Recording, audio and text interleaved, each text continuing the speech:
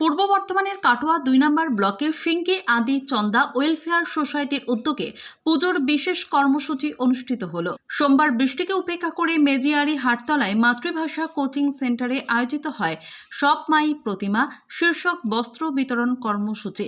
এদিন এলাকার বহু বৃদ্ধা ও বিধবা মায়েদের হাতে শাড়ি তুলে দেন সংগঠনের সদস্যরা। আদি চন্দা ওয়েলফেয়ার সোসাইটির পক্ষ থেকে জানানো হয়েছে, মা মানে আশ্রয়, মা মানে ভালোবাসা। যাদের সংসারে হয়তো কেউ নেই, তাদের মুখেও হাসি ফোটানোই আমাদের আসল লক্ষ্য।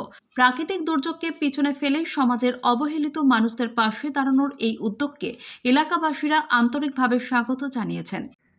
আজ আমরা এখানে মেঝিয়ারি বাজারে মাতৃভাষা কোচিং সেন্টারে উপস্থিত হয়েছি আদিচন্দ্রা ওয়েলফেয়ার সোসাইটির পক্ষ থেকে। আদিচন্দ্রা ওয়েলফেয়ার সোসাইটির আমরা সক্রিয় সদস্য।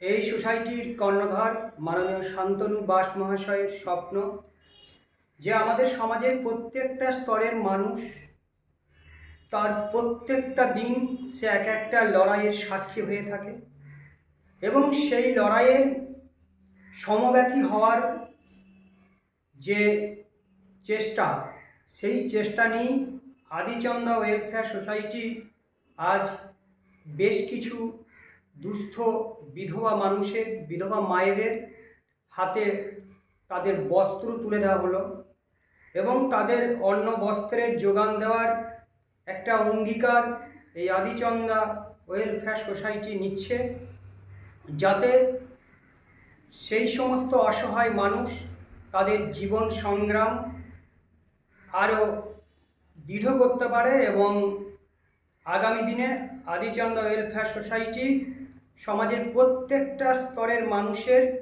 জীবন সংগ্রামের সাথী হওয়ার অঙ্গীকার রাখছে আজকের এই অনুষ্ঠানের মধ্য দিয়ে।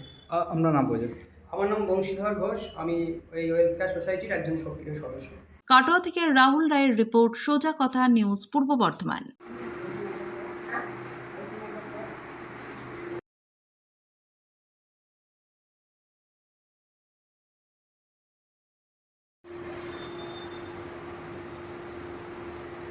ইলেকট্রনিক